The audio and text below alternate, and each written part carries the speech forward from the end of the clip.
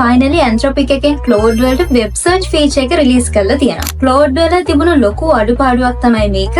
මොකද කියනවා නම් Claude වල knowledge cut off එක තියෙන්නේ 2024 ඔක්තෝබර් වලට. ඉතින් ඒක නිසා අපිට internet එක through current data වලට access එක ලැබෙන්නේ නැහැ. හැබැයි දැන් මේ web search feature එක නිසා අපිට web knowledge එකත් එක්කම search results ගන්න හැකියාව ලැබෙනවා. එතකොට මේ හේතුව නිසා Claude තවත් powerful වෙනවා. එතකොට මේ feature එකේදී අපිට ලැබෙන search result එකක් ගත්තොත් citations ඒ කියන්නේ උපුටා ගැනීම එක්කම බලා ගන්නත් පුළුවන් වෙනවා. ඒක නිසා අපිට ලැබෙන informations උනත් verify කරගන්න ලේසි වෙනවා. හැබැයි මේ feature එක දැනට roll out කරලා තියෙන්නේ US වල ඉන්න paid plan users ලට විතරයි. ඉස්සරහට free plan users ලට වගේම අනිත් රටවල් වලටත් මේ feature එකට access එක දෙනවා කියලා තමයි Anthropic එකෙන් කියන්නේ. ඒ වුණාට අපිට මේ feature එක ගැන දැන් worry වෙන්න දෙයක් නැහැ. මොකද කිව්වොත් MCP. සමහර විට ඔයාලා දැනටමත් මේ MCP ගැන දන්නව ඇති.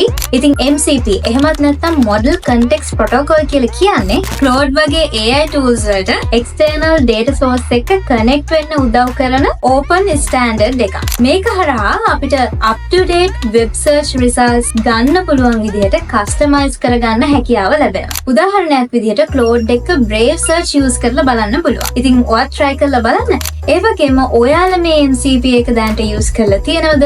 ඔයාලගේ experience එක ඒ වගේම මොනවටද use කරේ? මේ වගේ දේවලුත් අපිත් එක්ක share කරන්න. එහෙනම් තව කෙනෙකුට මේක දැනගන්න share කරලා ඔයා තාම අපිව follow කරපු නැති කෙනෙක් නම් දැම්ම follow කරලා තියාගන්න. එතකොට තාම මේ වගේ interesting දේවල් ඔයාලට දැනගන්න පුළුවන්.